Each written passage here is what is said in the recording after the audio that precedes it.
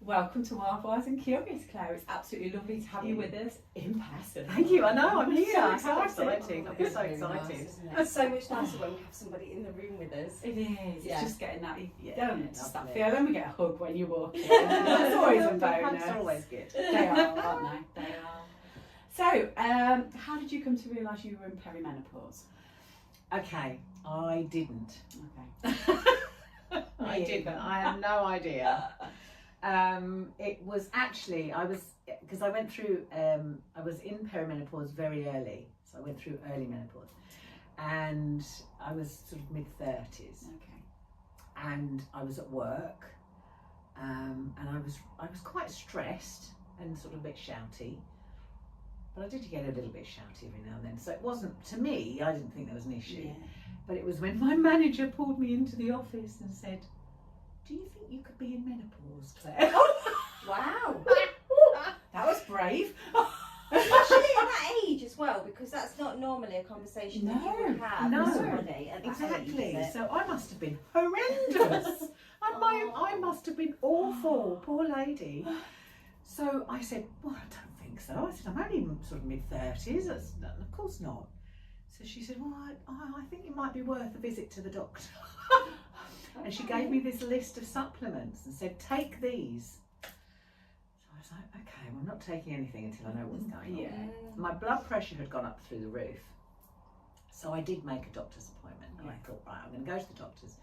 And I saw this wonderful lady who was specialist in women's health, Okay. which was perfect.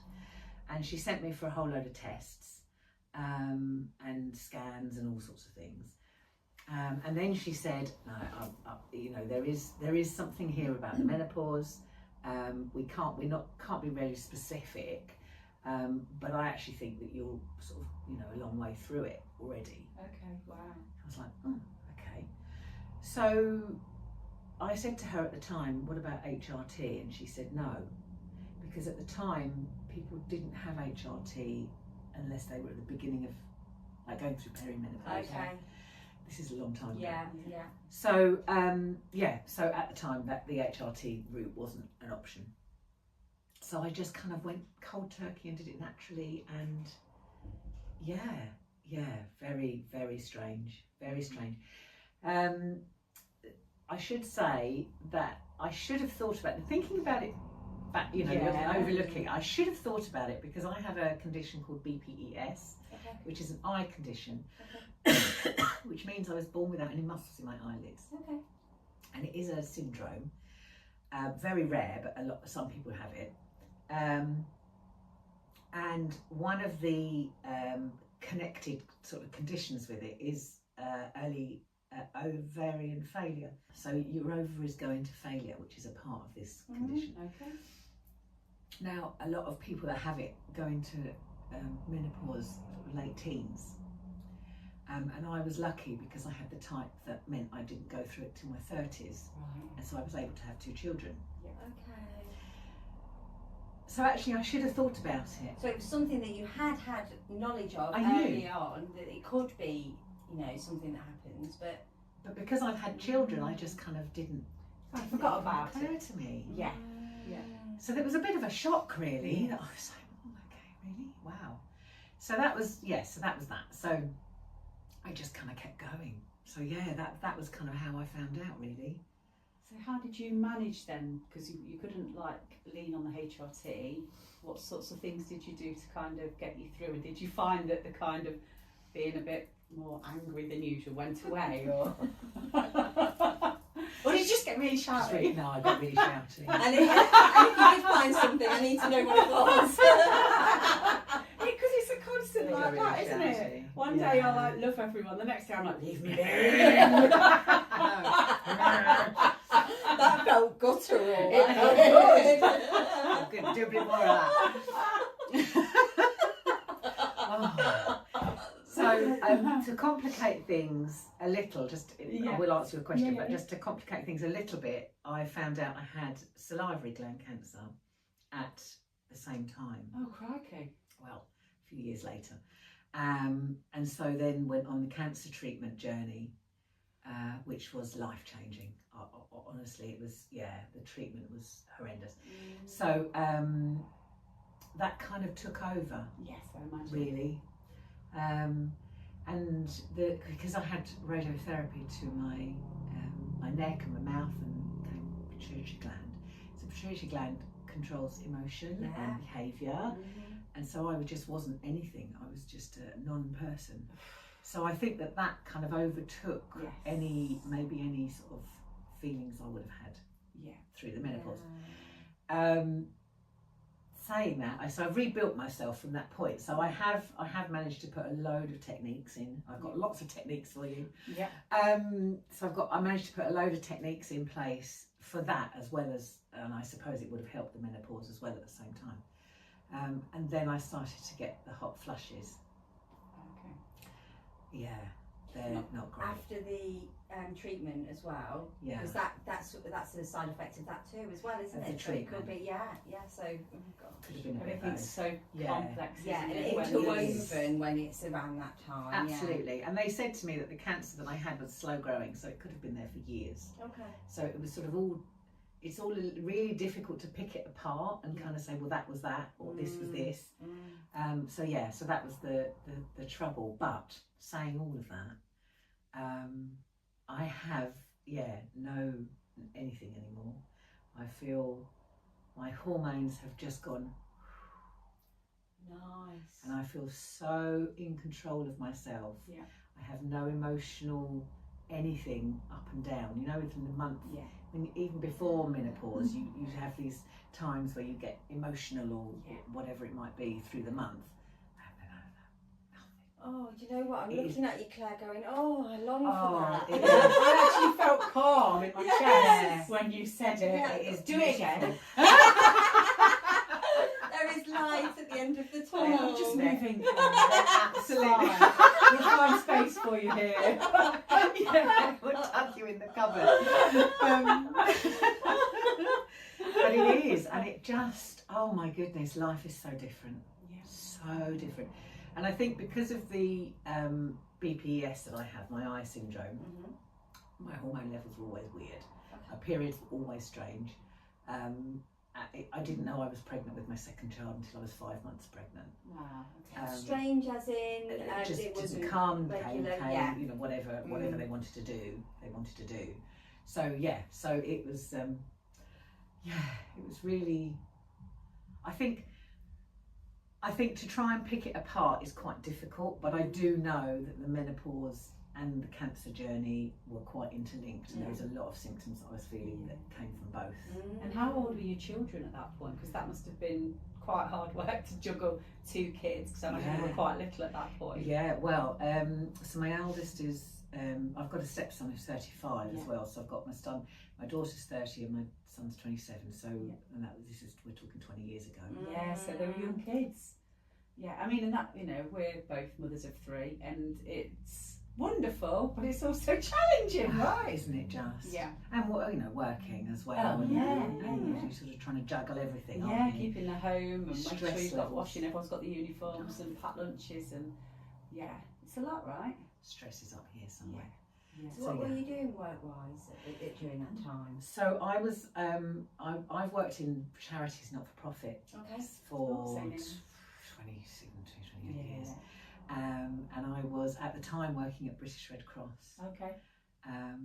So I was a psychosocial support trainer, which means I was training the staff and volunteers and the people that were going out to the crisis things in how to deal with their emotional side and the emotional side of somebody else who's in a crisis. So that was what I was doing, and I also did sort of community first aid as well, which, you know, some of the places were quite tough, you know, ex-offenders and detention centres and prisoners and drugs and alcohol communities. So I was in some really quite difficult situations sometimes, detention centres. And but so it was quite a high pressure job as well, because there's a lot of travelling, because my area was Hertfordshire, Bedfordshire and Essex, which are 3 really big counties. So one day I could be over here and the next day I could be over here, and there was a lot of driving and a lot of, so my poor body was just knackered, screaming at me. And I wasn't listening. No. I know, I sometimes think that we don't listen because we feel like we can't listen because we're like, well, Can't stop. I've still got to bring money in, I've still got to make sure the kids have got their stuff, I've got to still make sure the washing goes in so the shirts are ready. And it's a tricky time, isn't it? It's really tricky. So in answer to your question, I think that's what it was. Yeah. That's the thing that I've done and I've learned to do, is to listen to me. Yes. Is actually, if I am tired, I go to sleep, or I go for a walk, and I know that if you've got little ones, it's really difficult, but just to be able to go and sit in the garden with the grass under your feet and just,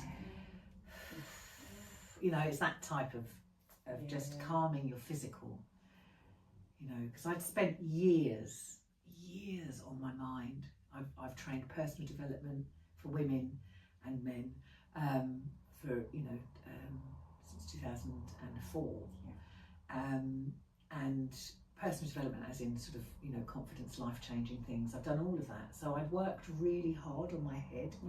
I trained as a coach, I trained as a trainer, I did all of these things that I did, but I never once thought about my physical body. And now I do. Now if my body's telling me something, I go, okay, I hear you, I hear you, I hear you. Yes. And that's the difference.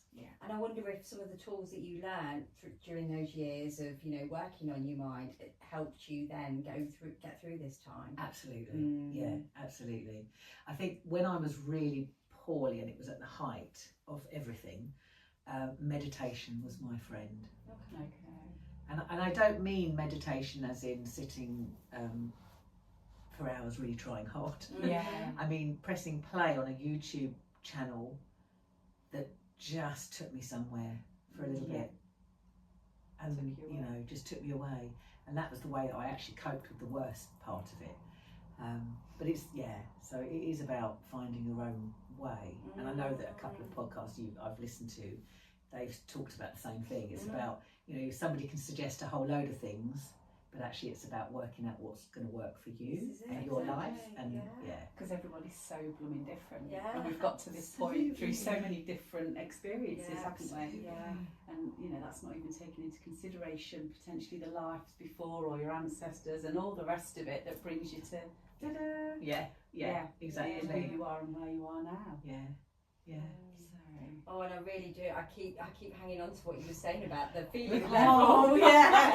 I can't wait for that. It is.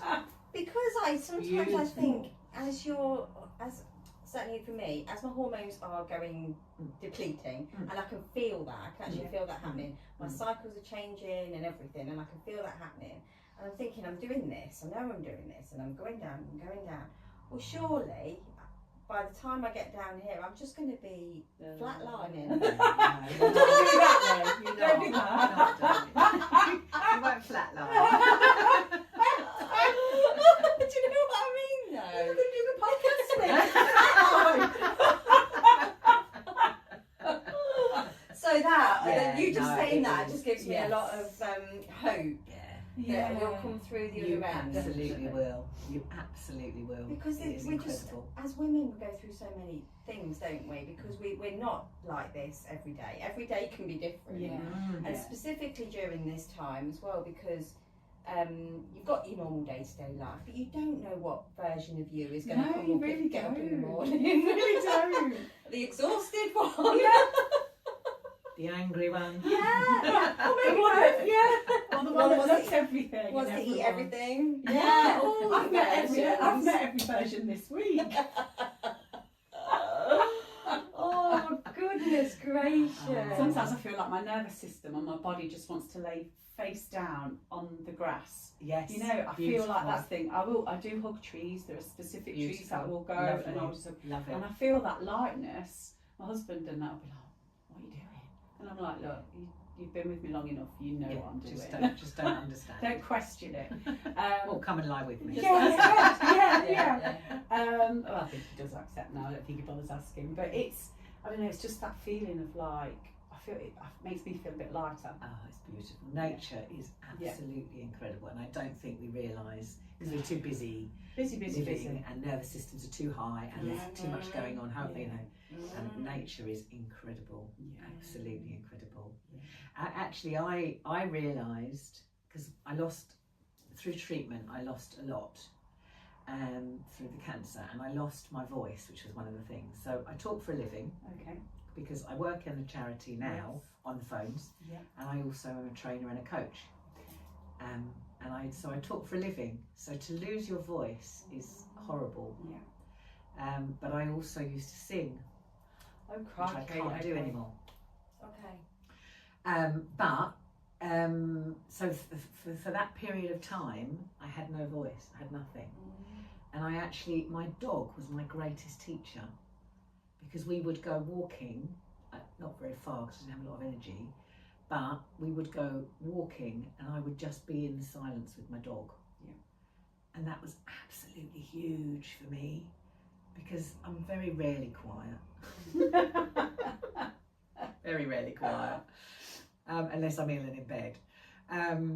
So because I couldn't talk, so just to be in that space with my dog and take him out in the fields, just sit in the fields with him and just have that nature around me was, I can't advise enough of it, honestly. It is stunning. And also dogs are intuitive, aren't they? Like, I feel sometimes that I don't even have to say something to my dog and she'll know what I'm thinking. Like, because they just, any little movement, they know what you're going to be doing, don't they? So you don't need to speak to them, do you? No. So that I can imagine that was really helpful at that time. They are beautiful, aren't they? They're pain in the bum as well.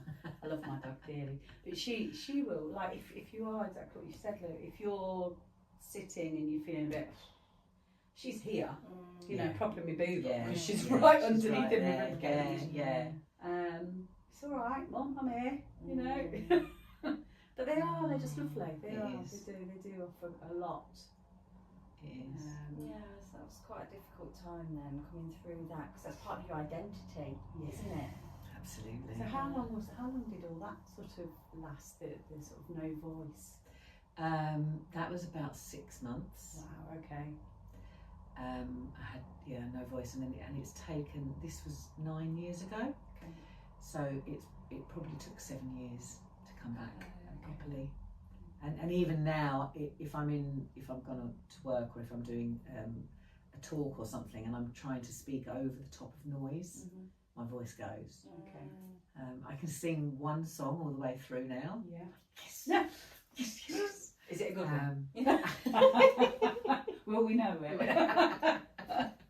The funniest thing is, I used to do Fleetwood Mac tribute. So I was Stevie Nicks. Love Fleetwood Mac. I know, phenomenal. I loved it.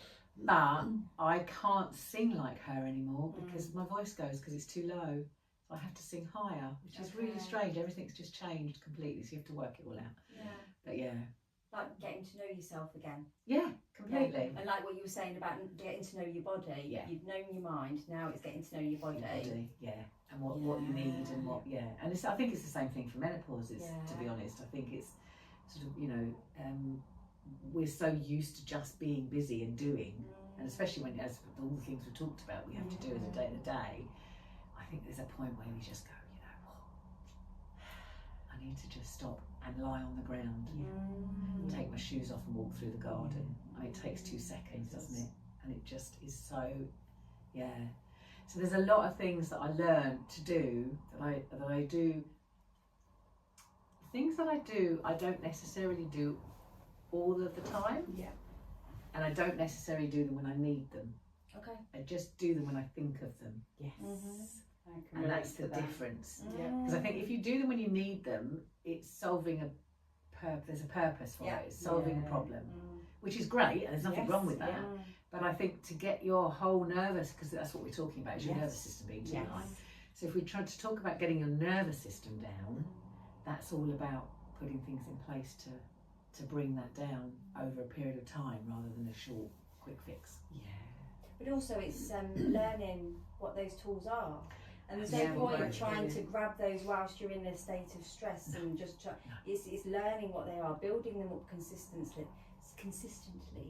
and then once you need them, if you do need them, they're there and you can use them. But like we said earlier, they're all different for everybody else. Absolutely. So what were yours? So, nicely done. That was very smooth, darling. Why, thank you.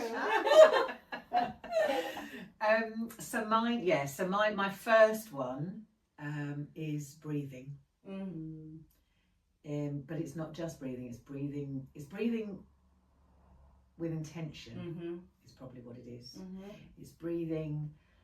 So I used to train, it's funny enough, I used to train stress workshops.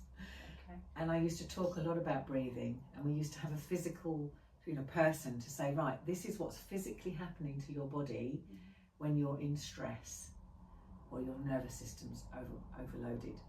And there's things like your blood gets thicker, your muscles get tighter, your adrenaline starts pumping harder. So if we're in menopause and we're at that place anyway, we're like that all the time. So you're constantly in fight or flight. So it's all about, with the breathing, it's about getting the oxygen into your body and relaxing your muscles. So it's a big belly breath. You sort of use your belly, so you breathe in and push your belly out, and then pull your belly in and you breathe in. And it's like this whole sort of thing, and you don't breathe from here, because breathing from here, from your chest, which is where everybody breathes, you just put yourself into fight or flight, because that's what happens. So then, so using your belly, so it's about breathing with intention. I mean, there's a load of things now. I mean, there wasn't when I started this, but there's a load of things now with breath work and all those sorts of things, isn't there, that they do. But for me, it was just about controlling my breath and getting as much oxygen as I possibly could into my body to be able to relax my muscles. So I'm curious, Claire, because back when you were looking at all this, like you were just saying, it wasn't as well known as it is now. Because I mean, everywhere you look, everyone's doing breath work and that kind of thing. But a few years ago, that's only like recently, a few years ago. So you've had to really research this kind of stuff and look into what was going to work for you. Yeah, absolutely. It wasn't a lot. There wasn't a lot at all. And I used to say to people, you need to breathe, and they just look at me. Yes. And go, I'm breathing. What are you talking about? And so I had to start from scratch and put a lot of work into it. Yeah, definitely. I remember when I first started looking. So I do qigong. And when we were first, but when I first started doing that, I actually realised that I was breathing the wrong way round. So I was breathing in and bringing my stomach in. Oh, okay. And no wonder my body wasn't working properly. Hyperventilating almost. Yeah, and so always constantly in a state of anxiety. Yeah. But I put that, I linked that to the fact that I was always trying to hold my belly in. Oh my God, I've always held my belly in. Yeah. Always. So that if you do not so much now. No, but I think as it's a kid, as a young person. But always holding your belly, so you're never breathing fully because you're constantly breathing like this. You're only ever getting a small amount of oxygen into your I can't believe you just said that, because when you were just saying about breathing the wrong way, I thought, oh God, I've always held my belly in, and then you said it, which is surprising. But then if you are only getting a little bit of oxygen into your body, your muscles aren't relaxing, and you're in that fight or flight moment all of the time. Yeah, because your body thinks you're trying to run away from a tiger, right? Yeah. Oh my God. It really helps, doesn't it? I think I said before on the podcast a little while ago, I started to get not like anxiety with it, but like the panic. The not palpitations, not the panic, but like started again. And like I had them about 5 or 6 years ago, and that's how I kind of worked out what was going on. But I've not had them in years, and they started to come, and then I was like, when it was only once or twice, it was okay, but then it was like, oh, that's 7 or 8 beats, and then it'd be again. And my husband sent me a 15-minute breathwork session on YouTube, and I think I did. So I do it every week. I was doing it every day, and now I probably only do it 3 or 4 times, sometimes only 2. But within a couple of days, the whole like palpitations thing had just gone. Wow. Just gone. And it had been a few months where I was like, oh, I've really got to nip this in the bud now. Stop this, And it just stopped went. it. Yeah, it does. Yeah. It's incredible. Yeah, power of the breath. But you just think, well, of course I'm breathing, I'm alive. So, but it's looking and it's actually making sure you're doing it the right way. And and using it in those different ways to calm your nervous system and everything else. So yeah, I like it. It's huge. The second thing that I did is, as I said, meditation. So meditation, visualization. So you can do. There are so many things now. There are so many things in those days. No, there wasn't really, was there? I was a bit weird. I think we've always just all been weird, right? We've been told that. Because we've like been interested in this sort of thing forever. You know, it's but we were like the little weird hippie in the corner of the class. So but bring it on now. It's a bit strange. Absolutely. So tell us about the meditation then. So the meditation visualization. So it is. I mean, as I say, at the time, it was just a matter of me searching for something that worked. But now that's kind of moved into, if I need a little pep in the morning, if I don't wake up particularly in a good mood, or if I'm feeling a little bit of out of sorts and I need to be on it that day, I'll literally put into YouTube guided meditation 4, and then it'll say connection to inner spirit, or connection to relaxation, or connection guided meditation for a headache, or guided meditation to relax my nervous system. So the more specific you can be, the better the meditations are. That wasn't around when I started, but it is now, which is brilliant. So that was really, really helpful. Really helpful. But it's interesting because what I found was, when I had cancer, I was really obsessed with trying to find something in the meditation that I could use to fight the cancer. That was my thing. And then I got to a point where I suddenly realised that I was becoming obsessed by it all, and I actually needed to move on from it. So I flipped it. So from the negative, as in fight the cancer, I went, how can I feel well today? So then it was guided meditations for feeling well today. You know, and it was or feeling better, or health, or whatever. And do you know what made that flip happen? No idea. It was just a moment where you just had that awareness that this was becoming something that made a bit more negative and positive. And I think maybe it was just my journey. Maybe it was the menopause lifting. I don't know, but there was definitely something that flipped, and I just went, okay, I need to stop doing that now. And isn't that funny that switch can then happen, and then you can find a new way of kind of being with it. That's incredible. Okay. So the other thing I do, got loads. Well, that's keep on coming. And it's really, really quick, but it's just fabulous. Join me, do it with me. You just literally stroke your arms like this. Oh, I love doing that. Yeah. Just sit and stroke your arms. As you do it, you can feel your whole body just going, sinking into it. Ooh. It's just like a great big hug. And if you're into qigong or energy work, you can feel the energy going through your body as you're doing it. It's just glorious. And that's resetting your nervous system.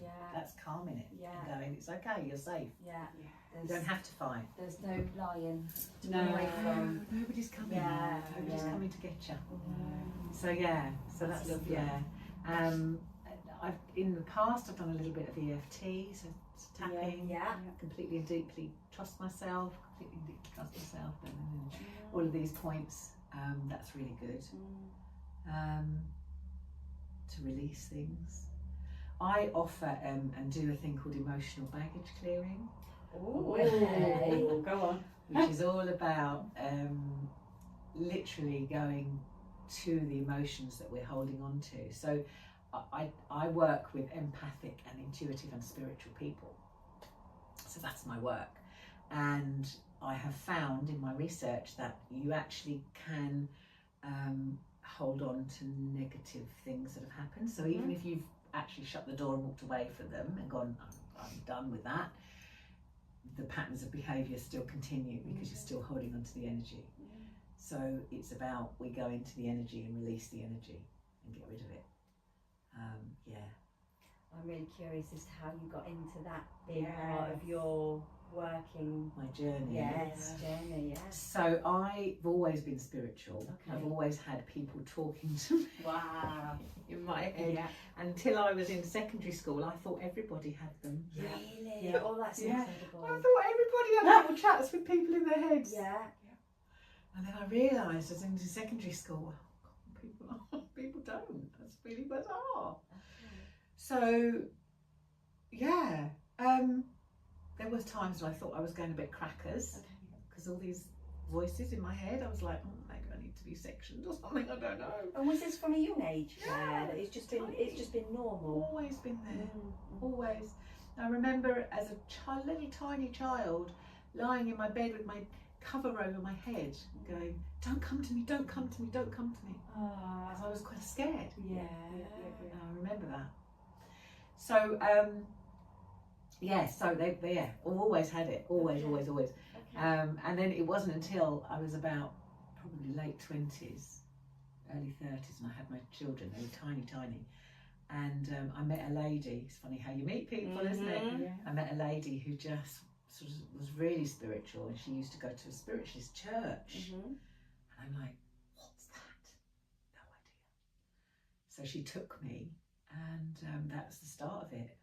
That's how I was just like, I want to be up there doing what they're doing. I was going to say, how did that feel after the time? All of that time of assuming it was everybody had it, realising that not everybody has it, and then kind of going somewhere that finding your people that share the same gifts. Absolutely. Yeah. And I did a lot in my teens. I did a lot of going to different religions and different churches and different places of worship, because I knew there was something, but I couldn't quite work out what it was. And I remember walking into all these places and going, it doesn't feel right. There's something not right about this. I don't know what it is. So I just kept going. And then the minute I walked into this spiritualist church, and the guy stood up, little Jewish guy he stood up and he just went, whoever you are, whatever you believe, you're welcome in this place. And I went, this is where I'm meant to be. This is where I'm meant to be. Because he doesn't care who I am. He doesn't care what I believe. He's just here to talk to me and share things. So, but also through that journey, you were tapping into your intuition. Absolutely, completely, all the way through. Completely. So then I went on my journey of discovery, and very bizarre spiritual awakening I had. Oh, tell us more about that, Claire. if you like, if you want to. Of course, I talk about everything, me. Oh my God, my spiritual awakening is just massive. And it was actually over Christmas time, and I was doing Christmas. Okay. So around what age was this? This must have been, the children, I just moved into my house, so it must have been, I must have been about 30. Okay. Same age as my daughter. Now. Yeah. So, I went in, so I was cooking Christmas lunch, and for about 2 weeks before I'd gone into this state of calm, peace, floating, nothing mattered, nothing was stressy. I was just, it was almost like I was kind of floating above myself for a long period of time. And I remember making Christmas lunch, and my mum said to me, "You're so calm. Why are you not stressed?" I mean, there was lots of people. And I went, what was the point of being stressed? Anyway, and I remember just being really, really calm. And then I started to do, the only way I can describe it is tripping. Okay. I don't do drugs. Never have done. Don't sound like you need to. I don't even drink alcohol. I mean, it's just, but that's the only way I can describe it. I was sat, and my friend who'd introduced me to it all said to me, "Don't do this on your own, Claire. I need to be with you." Because I was going so deep and so, So, it was just tripping. It was just bizarre. It was like I was sitting in my lounge and I could see lots of people milling around and walking about and thinking, what are all these people doing in my front room? But I don't really care that they are. It was just this type of feeling. It was literally like you would imagine somebody's just taken LSD. I mean, that's the type of feeling it was. And then I was sitting in Tesco's and I could see everything. I was sitting in a Tesco's cafe drinking a coffee, and I could see the whole room, but I couldn't see any of the objects that were in the room. Like the whole shop. I could see the whole shop, but there was no objects. There was no shelving, there was no walls, I could just see bits of energy moving around, which were the people. Okay. And I was like, mean, this is over a period of time. Yeah, this is just as you're getting deeper into it, you're starting to have these really deep experiences. Yeah, Fascinating. mind-blowing. Yeah. Mind-blowing. And then the last thing that just really clinched it was I was sitting on the couch, and my husband at the time was lying on the floor here. He didn't believe anything. He was open-minded, always open-minded, but he didn't believe anything, which is fine. Anyway, I was sitting on the couch, and all of a sudden my grandmother, who had died a month before, stood in the doorway. And I was like, this is a bit strange. You're not meant to be here. Anyway, so she walked over to me, and my grandmother was the same size as me, large lady. She always wore caftans with big chunky jewellery, really strong perfume, a real beautiful character. Yeah. And she was like really high up. She was like the first woman to be voted onto a board of directors, and you know, she was a real big personality. And I could feel her walking towards me, and she hugged me, and I could feel her jewellery on my face, and I could smell her perfume. And as she turned to walk away, my husband said, "Can you see her?" Oh, you sausage, goose pimples. Oh my goodness. And I went, "Yeah, I can." And what was his reaction to that? That was it. He didn't really say much. I think he was a bit shocked. Yes. Yes, I can imagine. Yeah. And so from that point, nobody can tell me that that wasn't real. No, and I don't care what anybody believes or anything at all. Nobody can tell me that that experience wasn't real. So yeah. Not that you needed the validation, but just him being on the floor and going, oh, yeah, you're seeing this, aren't you? Yeah. I know. Wow. Phenomenal. Wow, So yeah, so that was incredible. Sorry, I've gone off topic. No, wonderful. Because I We're asked you thriving. we love all this stuff. We do. Yeah, because I asked how you then got into this, but it just sounds like that was just part of your journey, and then you're meeting people that are in that kind of environment, and then you just start working with them, and I can see how it's just developed. It's just happened. Yeah. And then I thought, right, I need to do this properly, so I took myself off to Arthur Findlay College, which is a spiritual college in Stansted, for a week. Yeah. So I paid for a week, went off and was on a course, and every day you had to sit at the same table for lunch and dinner. So I sat down at the same table every lunch and dinner, and there was a lady sitting next to me, and we got chatting like you do.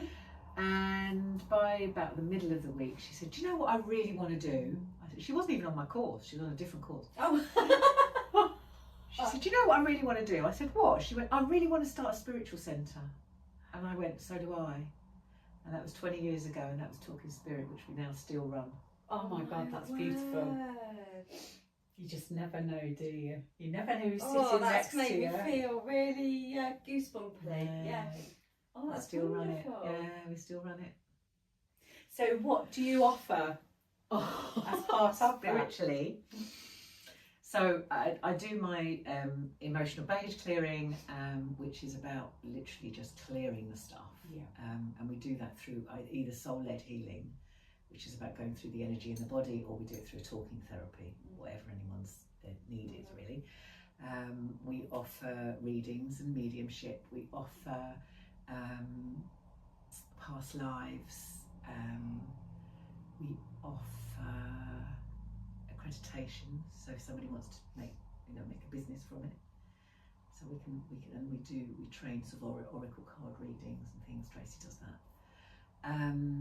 We do retreats, spiritual wellbeing retreats. Whereabouts are you based, Claire? So I'm in Hertfordshire. She's in Kent. Okay. There's not a lot happening online at the moment. There was in lockdown. We did a lot online, obviously. But I'm now starting to look at doing more things online as well to reach other people. For other people to come and join us. But we talk about Talking Spirit as being a tribe, because people are so misunderstood. And people like us just, as we said, grow up weird. And think we're strange. And feel like that you're the only person, whereas what you've done is you've found out that there's a whole host of other people that are having similar experiences. And that just feels like that's the thread through everything, isn't it? Even if we're talking about menopause, it's finding out that people are going through the same thing. And it, you know, it makes such a difference, doesn't it, when you find your tribe, when you find like-minded souls that you can have really deep connection with.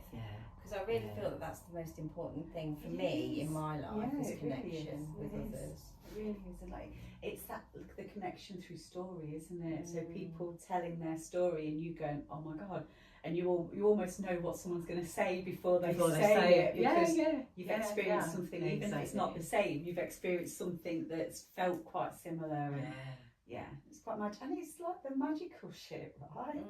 You know, because when you're getting up and going to work and looking after kids, or doing the shopping and doing the cleaning, just doing the mundane things, you know, the magical side of life, it just makes everything so much more sweet. Amazing. It's so amazing. Well, this was, as I was saying before, that I've just come back from Corfu, and so tell us all about souls. So it was just spending time together, and we did workshops in the morning, and we had an afternoon just sitting by the pool, and it was just glorious, just connecting with other people that are like-minded, like you say, but also time for self, and you know, doing some yoga and mindful movement and meditations together, and it was just stunning. I did a couple of empowerment workshops, so that's my thing, that's what I love. So fascinating. I just love it all. I love it all. But I think it is so important for the journey to start within us individually, and it's great to have that tribe of people around you, like you say. But I think that the journey actually starts within us for us to find out.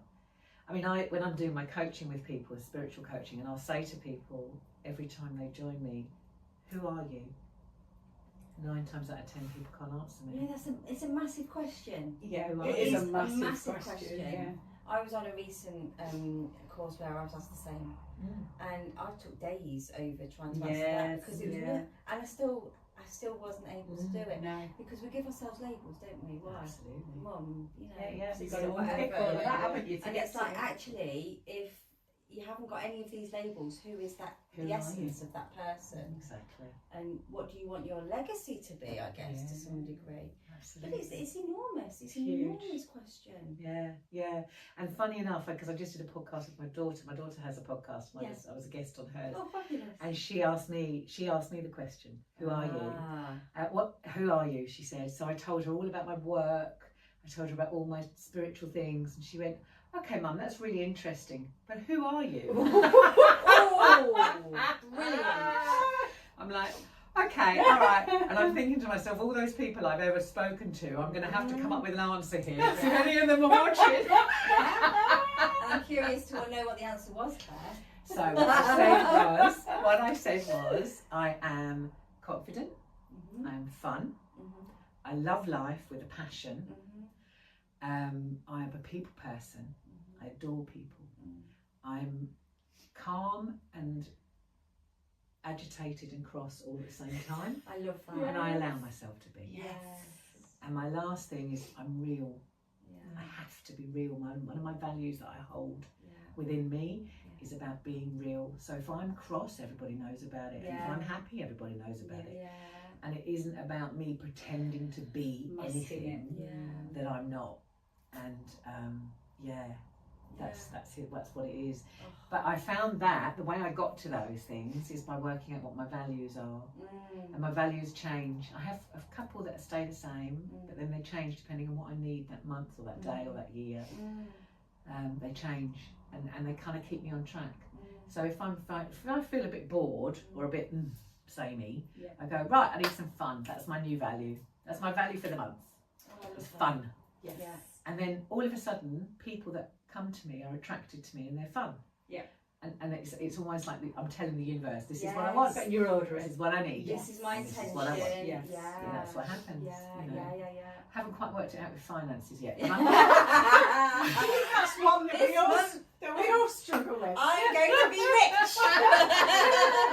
I'm sure yesterday I win the lottery and we can buy that retreat and our land. There you go. In fact, it's tomorrow because I don't know if I want to go on the retreat. I've got a lovely job for you. But when do we ever give ourselves time to think about really big questions like that. Absolutely. And sit and think about what are your values. You know. I think I've probably got an idea of it, but I've never really sat and written them down. Never really given myself enough time to sit and really ponder on that. I have to do that. Yeah. Oh, definitely. Yeah. But I love the way that's how you got to your who you are. Who I am. Exactly. Yeah. But also that then gives you an idea of who you don't want to be. And how you then can make changes to get to where you do want to be. Completely. Yeah. And that's a suggestion, isn't it? Is if you don't know where to start from the negative, because there's always a positive on the negative, and you can flip it. So if you're not sure where to start on the negative. Start on the things that you don't want to be, or the things you see in other people that you don't want to hold for yourself. So all the things you see in other people that you do really like. Oh that inspire you. And you know, I always think that sometimes if you get that little twinge of jealousy, it's like because they're doing something that you want to do. So what is that? And how do you get to that? I've got a really quick exercise. Do you want to do it? Oh, I don't know. You're not going to stand on your head. No, it's all right. You don't have to move. I just want you to think of somebody that you look up to. Oh, okay. Somebody lovely that you look up to. It can be somebody alive, somebody dead, somebody made up, somebody fictional, whatever. It doesn't matter. Just be it can one be anybody. person. Well, you can probably have a few if you've got to, because the bit that I want to know is why. What do you like about them? So that's the bit we want to get to. So just a couple of things that you really like about them. Oh, okay. Yeah? Yeah. Good. I think I'm there. Lovely. Go for it. Energy. Lovely. Yeah. The feeling that you get when you're with somebody who brings out the best version of yourself. We had a conversation about that, weren't we? Nice. Yeah. That's nice. Yeah, I might steal that from someone else. Yeah. Love that. But it's true. It's true. It's that, you know, where you feel good when you leave, having been with somebody, you leave a room feeling energised and excited about life, rather than like, oh, for God's sake, I'm knackered, and then you can spiral down into a like, oh, I just can't bother to do anything. I like to walk away from a conversation or a person feeling like, oh, what can I do with my life today? Excited, That's beautiful. Thank you, darling. Yeah, I think openness, generosity of spirit. I've got loads. Kindness, authenticity, all these things that I kind of love, and I think when I spend time with somebody that is like that, it gives me energy, just like you were just saying. Yeah. So I want you to hold on to those thoughts for a second, and imagine they're all in a list underneath, and at the top you've got the name of the person or the name of the people that you're thinking of. And now I want you to cross their names out and put your own name on the top. Okay. And the reason that we do that is because everything in that list you have to hold yourself to be able to recognise it in somebody else. Even if you're not using it, you have to hold it as a value. So all of those things that you've just described for somebody else is actually you. And if you ask your friends if that's a true representation of you, they'll say yes. That's interesting, isn't it? That's how you see it in other people. But you don't see it in yourself. We've had this conversation lots, haven't we? It's really hard to see these positive things of yourself. I know, it's really difficult. And I used to do this training session in, obviously it was a lot longer, a lot bigger, but I used to do it in Women's Refuge. Because obviously they're all in quite a dark place, tough place. And so I had a big whiteboard, and I put all lots of columns on it, and then I'd put the friends or whoever it is they're thinking of with the name and all the things. And then I'd cross their name out and put the name of the person who's saying it on the top. And I'd have like a whole board full of, because there were big groups, full of these things, a lot of work. And I used to turn to the group and say, can you see all of these things in that person? And they'd all go, yeah. Oh, I could imagine that's incredibly emotional for people to see themselves described in that way. In that way, and then somebody else confirming it and affirming it to say, I can see that in you. That's So yeah, it is. Thank you, Really, ladies. really well. Thank you. But yeah, I mean, it is. It's a thing to do, isn't it? To sit and really think about. We're so busy doing just general things every day. And it's just that's really important to take some time to, really plan who you are. Not plan, but Work out. Just think about it, work it out. But I think it's about working it in your day. So my best time of the day is early morning before the alarm goes off. So if I set the alarm earlier, like half an hour earlier, that's my time. So I'll do whatever I need to do, whether it's meditation or affirmations or working out values or whatever it might be. That's my time. For some people, it's the end of the day. For some people, it's when they're sitting on the loo because they haven't got any other time or space in their day.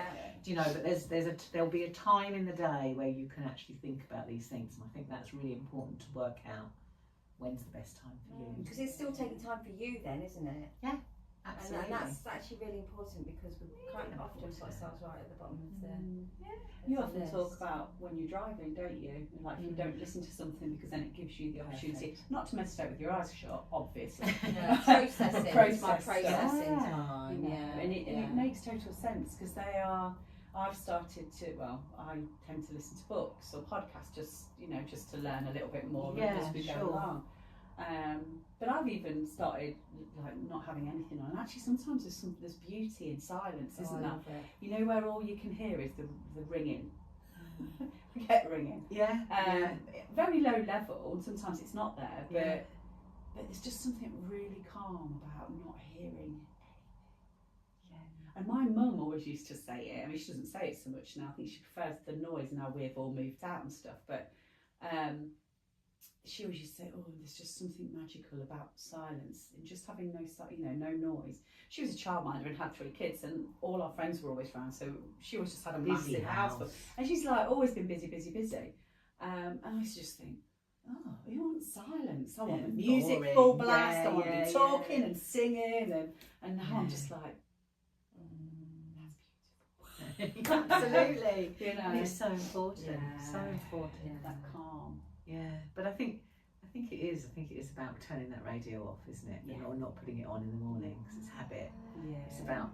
I mean, with my phone, I do a lot of work online on the social media things, and so I've moved my couple of icons to my second page. Yes. So my habit isn't now just to go click and open it. I have to actually find it before I can open it. And that's made a huge difference. Just to put that little barrier. So I don't actually naturally just go habit. Because it's about breaking habits. But I think that's probably a big habit, isn't it? That a lot of people are probably trying to break a little bit. I was having a conversation with my son the other day and yesterday. And we were talking about, people just walking around, and you see it now, don't you? Like no one's paying any attention to what's going on. And I see it when I'm out, you're out in nature and there's people kind of like this, and I'm like, you're totally missing all of this that's around you that could be doing so much for you. Absolutely. And we were talking, and I made a slip up in comment, and I said to him, well, I suppose it's more difficult for your generation. He's 21 because it's kind of always been there, whereas for us, we've kind of had half our life without it and half our life with it. And he was like, but you'll sometimes just sit there and scroll through. And I'm like, I do. And actually, I could shelve my phone and just go and do the things I want to do. Go and sit with my chest on the ground. Lie on the ground. Absolutely. And but it's like you were saying, that the whole social media thing, trying to like talk about different things that are going on and share other people's stuff. And then you're like, hang on a minute. We're doing that thing again where we're taking away our time, which could be better spent by actually doing the thing we're talking about on social media. Absolutely. But also it's tapping into your body again. How it's making you feel. Yes. I know that if I don't put my phone on the first thing in the morning, if I take my coffee, sit in the garden, drink my coffee, and then maybe half an hour later check my messages. I feel completely different. It's 30 minutes. It's not a lot of time. No, it's not. It's not a lot of time. Because it's very easy to be taken off down a different rabbit hole or be given the information you don't want to be given. Absolutely. We don't need to know all of that stuff, do we? No, definitely not. I mean, the other thing I was just thinking of as well about the menopause journey, but I mean also my recovery. The other thing that I found really useful is supplements. Okay. And I know and appreciate that everybody's different. Yeah. You know, some people like them, some people don't. Yes, yeah. But for me, they've really worked. Okay. Really worked. And maybe it's because I'm older, so I kind of feel my body aching more and getting stiffer more, and you know, so a sort of collagen has been really helpful. There's just, you know, sort of when I was going through the menopause, the evening primrose oil really helped, but I couldn't take a lot of it because it upset my stomach. I don't know why, but it did. So yeah, that was sort of an every other day thing, but it definitely helped. So if you are somebody that takes supplements, I think it's always worth looking to see what else your body needs. And I've got so many friends now that are on HRT that are just swearing by it. I really wish it was around when I grew it, but it wasn't. No, well, it's Now you're tricky through the as other well. side. I'm now, on the so other you side, don't- I don't yeah. need it. Yeah. So your friends, are they through the other side and still choosing to take it? I'm always curious because I've been on HRT for about 5 or 6 years now. Right. And I often go, oh, do I need it forever? Because I'm being told that I can take it forever, which is great because it made me feel a damn sight better than I did brilliant. do. That's good. So it really worked for me. But again, I had to fanny around with it until it got to the right levels and everything was sorted. So I'm always curious to see if people who are perhaps post-menopausal, because I'm still perimenopausal, I still get blessed with a period every now and again when it feels like showing up. Right. And so I'm always curious as to know whether women in post-menopause that are still on HRT are still sort of getting the benefits from it and everything else. Wow. Okay. Yeah. So I think one of them's postmenopausal and one of them's menopausal. Yeah. I've never actually had that conversation with them. Yeah, and it's not your experience. So you know, it's not like you would know, but it's just it's one of those that I'm always curious about because I have been on it for this long, and I'm not. So is your question about do you need to take it forever?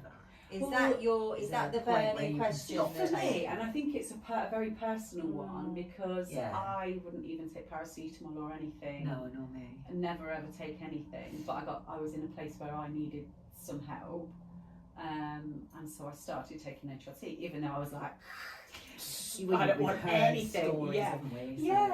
And you know, if I can't cure it with drinking more water or eating better or taking some herbal supplements, then I don't want it anywhere near me. But having said that, it's totally given me my life back. So, but then again, is it that's given me my life back, or is it again? It's this complexity of, that was also during lockdown where we were all locked up, and so there's so many complexities where you're like, oh, I don't know whether it was that bit or that bit or that bit. So, is it going to be beneficial to stay on it forever, or is it a case of maybe you don't? Anyway, it's just because I'm thinking it's interesting because the other day, and I don't know where this came from. But I suddenly thought, I think I might go on HRT. I mean, we're talking 10 years ago, was the end of my menopause. So I'm like 10 years post. And I'm like, I think I might go on HRT. And I'm thinking, why? What's that about? Yeah. But I think it's because I can feel my body starting to really, really hurt. I mean, I used to get aches and pains, but now it's, I still go to the gym and I still walk my dog and I still do all those things. But I can really feel it, and I know that HRT is really good for that type of thing. I'm not going to go on HRT, but it was just a thought in my head. So that I understand what you're saying because just curious. Yeah, and I think it is one, and that is exactly one of the things that I think we all go through. Like, should I be on it? Should I not be on it? Shall I take something? Oh, it's not working for me. I won't do it. Or shall I go on it again? Yeah. It's this constant not knowing. What is the best to do? For your body. Yeah. I don't even know why that came out just then, but it did. Well, it was obviously something that was on your mind, so it was right that you raised it. But Can I ask a question? So I don't know anything about HRT, particularly. So on HRT, do you still have your periods? Do you still go through the whole thing as if you're not menopausal. Yeah. Is that so I what still you do? had my period. So I started on HRT about 5 or 6 years ago, because I had really bad anxiety and panic attacks and stuff that I'd never really had, and it was really debilitating. But equally, we were locked up and we weren't allowed to see family. I couldn't go and have a cuddle with my mum, those sorts of things. Right. So I guess that all impacted it. But so I started taking the estrogen and progesterone, didn't really touch the sides. About 5 or 6 months later, they added in testosterone, and I was like, oh, the lights have come back on. Okay. It really sort of settled the anxiety and panic. But at this sort of not long afterwards, we were starting to go out and do more anyway. Right. But since then, apart from the usual feelings of like, oh, I can't be bothered, or oh, I just want to stay in bed, or oh, I feel great today, which to me are very normal, I felt pretty good. I feel pretty good on it.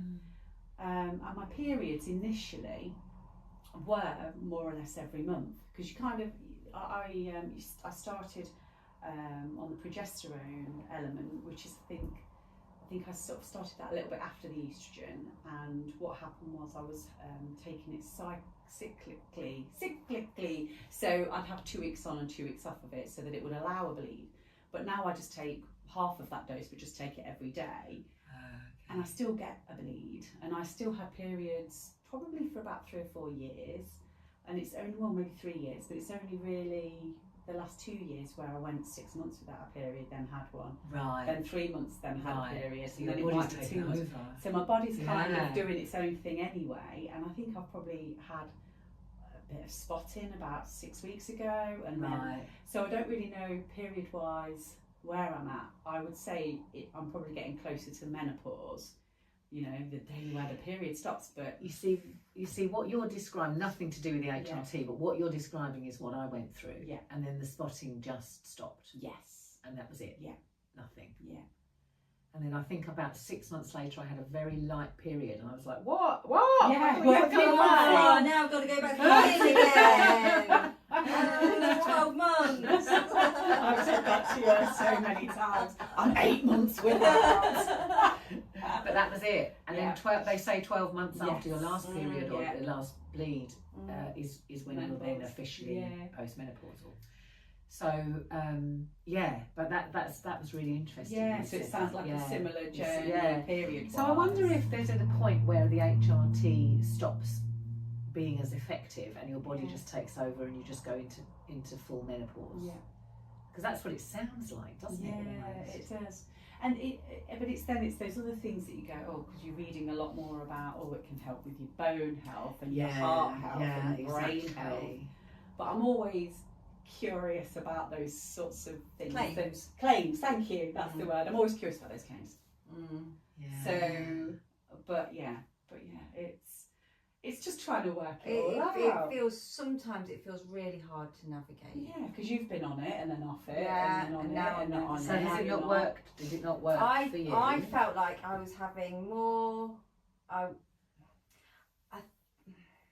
think I wanted to know that the symptoms I were having was because of my body, not because of something else. HRT, right. And I think that because I feel like I'm working really hard on my own feeling, my connection to my body and my intuition and all that kind of stuff, I feel like it was, and it's going to sound incredibly woo-woo to anybody that's listening. I've just talked about really Well, woo. We're alright. And we always talk weird shit, so come on. But yeah, it's just that I didn't want anything else to be kind of muddying the waters. I want to know that what I'm feeling is because what my body is going through. So it might be I've got a headache. Well, that's because I need more water, not because I'm on HRT. Yeah.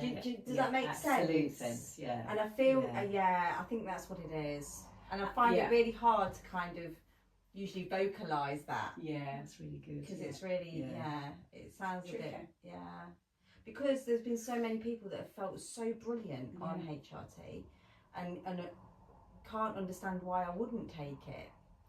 But this is what we said at the very beginning. Everybody's individual, and things work differently for different people. But like you were just saying, you know, I'm getting aches and pains, and I'm thinking, oh, would HRT help with that, and would it make me feel better? And I'm like, and the answer is I don't know. No. Actually, nobody knows. Even the GP won't know. And I still get aches, and pains and bits, and I've been on it for ages. Yeah, and you've had different life experiences to me. It's so tricky because I sit here listening to you saying, you know, I want to like lean into my body, trust my intuition, all those sorts of things. And I sometimes think, does HRT muddy the water for me? Not because what you've just said, but those things go through me. You know, I want to be able to trust that this is the process that my body's going through. But then I felt so shit without it. Do I want to feel like that again? Do you want to feel shit again? No, I don't. And if this works for me, then maybe that's my journey, that I just lean on it for now. And that's okay. And that's all okay. It's all okay, isn't it? So, oh, it's tricky, this life. It's beautiful, but working these things out, it's good that you can focus. Well, I was just thinking that how wonderful this is that we're able to sit and have this conversation so openly, and you know, our mothers never had this opportunity, and I just think it's wonderful that people are talking about it now. And it really is. Actually going to know. I mean, my favourite saying was, I thought I was going mad. I thought I was going Same mad. here. I thought they're going to lock me up. Especially coming from the people talking to me when I was little. I'm like, that's it. They're locking me up. I'm done. And that's how I felt. And then you can see why so many women, like 100 years ago or less, were being committed to asylums and things like that. Because I totally thought I was, you know, I remember saying to my husband had to take 2 weeks compassionate leave off with me because I was like, oh, don't leave me.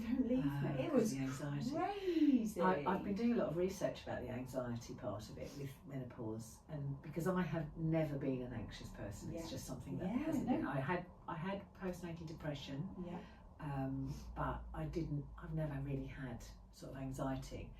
But when I was menopausal, perimenopausal and menopausal, I was horrendously anxious, absolutely awful.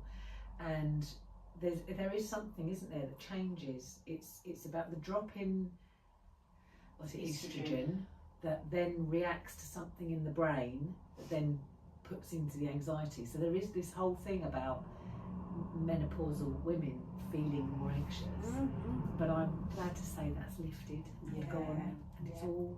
I can't tell you how wonderful it is. Honestly, I can't. It is just. It's so lovely to wake up in the morning and think, this is how I'm going to feel for the rest of the day. I'm not going to be all over the place or up and down, or you know, just wanting to rip someone's head off, or you know, and it's not going to be what I'm going to feel. I'm just going to feel like this the whole day, and it's going to be wonderful. But I wonder where that comes from, though, that wanting to rip someone's head off, because I've always been a tree hugger. I've always been a tree hugger, and all my friends would be like, oh, you're so chilled, you're so this, you're so that, and I'm like, I wanted to ram into the car in front of me because he pulled out, and I was like, you something, you know, and I'm like, where does it come from? Because you feel a rage, isn't it? You feel it, really, don't you? You know, right in your gut. I know. I just think it's a whole host of things that just pile on top of each other until we get to this stage in where no fucks are left given. And we're just like, I'm just going to say it how it is. And it comes out, and I just think there's no,